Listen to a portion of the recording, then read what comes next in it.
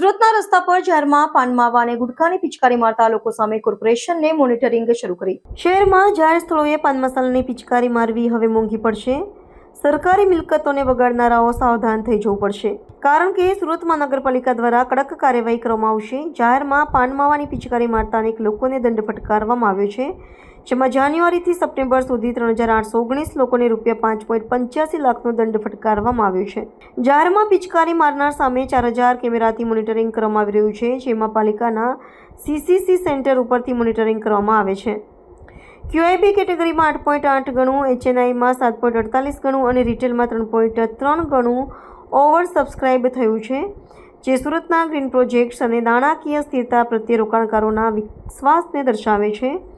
આ ગુજરાતનું પ્રથમ મ્યુનિસિપલ ગ્રીન બોન્ડ છે, જેના પૈસા પર્યાવરણીય પ્રોજેક્ટ્સ પાછળ ખર્ચ કરવામાં આવશે। ડૉક્ટર ગીતા પટેલ, નાયબ આરોગ્ય અધિકારી, સુરત મહાનગરપાલિકા।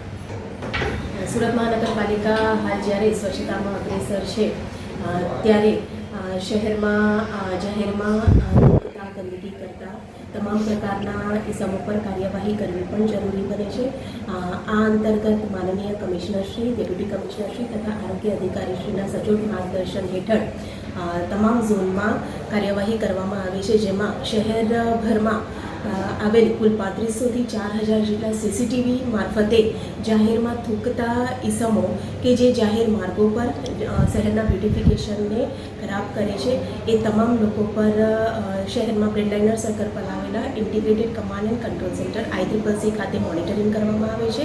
અને આ દરમિયાન જો કોઈ વ્યક્તિ જાહેરમાં થૂંકતા પકડાય તો ઝોન સાથે સંકલન કરીને ચલન જનરેટ કરવામાં આવે છે, તેમજ ઝોનના જે તે આરોગ્ય વિભાગ દ્વારા તેમને દંડ કરવામાં આવે છે।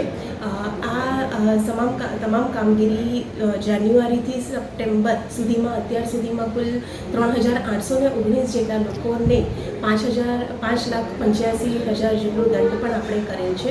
શહેરીજનોને અપીલ છે કે સુરતને હંમેશા સ્વચ્છતામાં અગ્રેસર જ રાખે અને જાહેરમાં ન થૂકવા બદલ, ન ગંદકી કરવા બદલ સુરત મહાનગરપાલિકા શહેરીજનોને ખાસ અનુરોધ કરે।